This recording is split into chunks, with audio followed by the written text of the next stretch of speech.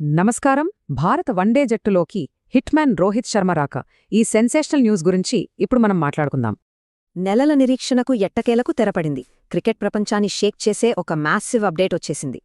రాబోయే one day series జట్టులో hitman పేరు ఖాయమైందని లేటెస్ట్ రిపోర్ట్స్ స్పష్టంగా చెప్తున్నాయి. 2026లో ఆఫ్ఘనిస్తాన్తో జరగబోయే ఆసక్తికరమైన వన్డే సిరీస్తోనే రోహిత్ మళ్లీ మైదానంలోకి అడుగుపెట్టబోతున్నాడు. ఇన్ని రోజుల ఊహాగానాలకు బ్రేక్ వేస్తూ వచ్చిన ఈ న్యూస్ క్రికెట్ ఫ్యాన్స్లో హైప్ను అమాంతం పెంచేసింది కదా.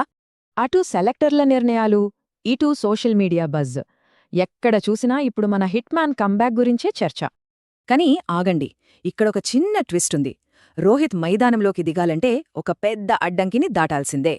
ఈ మెగా కంబ్యాక్ అంతా కూడా ఇంకా తేలని ఆ ఒక్క కీలకమైన షరతుపైనే ఆధారపడి ఉంది.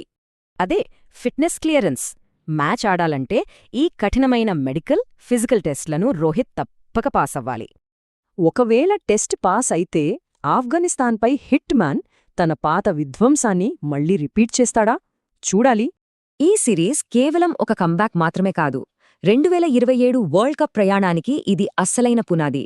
ముందుగా ఫిట్నెస్ సాధించి ఆ తర్వాత ఫామ్ అందుకుంటే 2027 వరల్డ్ కప్కి ఇదే సరైన ప్లాట్ఫామ్ అవుతుంది. వరల్డ్ కప్ దగ్గర పడుతున్న కొద్దీ ఇకపై రోహిత్ ఆడబోయే ప్రతి ఒక్క ఇన్నింగ్స్ కూడా జట్టుకు చాలా కీలకం.